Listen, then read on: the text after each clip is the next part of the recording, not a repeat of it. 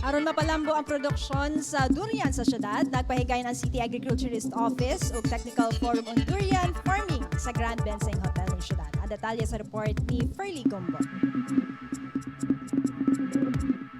Malampusong gipahigayon sa City Agriculturist Office ang Technical Forum on Durian Farming uban sa temang Davao Durian Industry Harnessing Global Challenges, Seizing Global Opportunities. Ang maong forum gitambungan sa kapin 100 nga farmers gikan sa lain-laing distrito sa syudad. Sumala ni Antonio Obsioma, Officer in Charge sa Kagro. Ang maong forum usa ka dakong tabang sa mga mag-uuma aron mapabiling kompetitibo ang produksyon sa durian sa syudad sa lokal ug international nga merkado. Dugang paniini nga ang maong kalihukan na mahimong dalan aron matuki ug ngatagan og pagtagad ang mga isyu sa mga mag-uuma.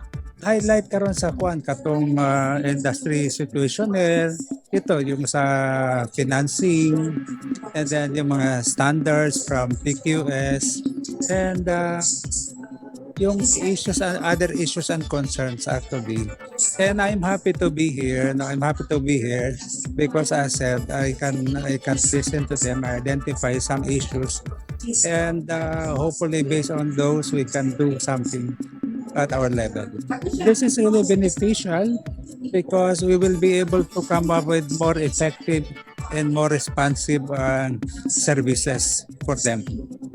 May pahayag usab og suporta sa maong kalihukan si Mayor Sebastian Baste Duterte, diin gi-highlight niini nga ang Davao City ang nag-una nga producer sa durian sa Pilipinas. Sigon pa sa mayor nga ang dakbayan sa Davao nag-atubang gihapon og mga hagit bisan pa man sa kalambuan niini sa produksyon sa durian.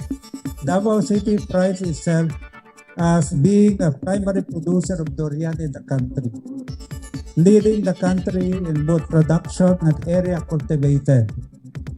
In 2023, a bilateral agreement between the Philippines and the General Administration of Customs of the People's Republic of China was made, which established the phytosanitary protocol for export of fresh durians, opening access to an estimated 50,000 metric tons of durian exports to China.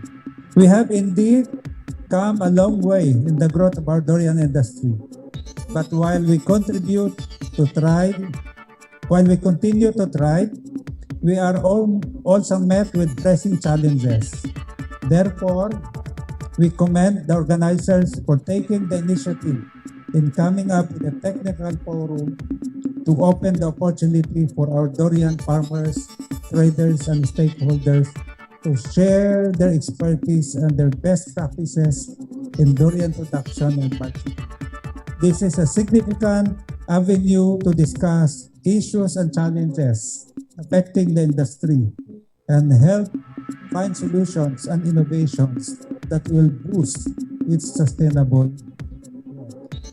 It is our hope that we will continue to work hand in hand as we further drive the Davao durian industry to greater heights. Gipasalig sab sa City Agriculturist Office ang padayon nga suporta pinaagi sa uban pang technical training ug dugang tabang alang sa mga mag-uuma sa durian. Para sa Madayaw, Davao, ako si Ferlie Gombo.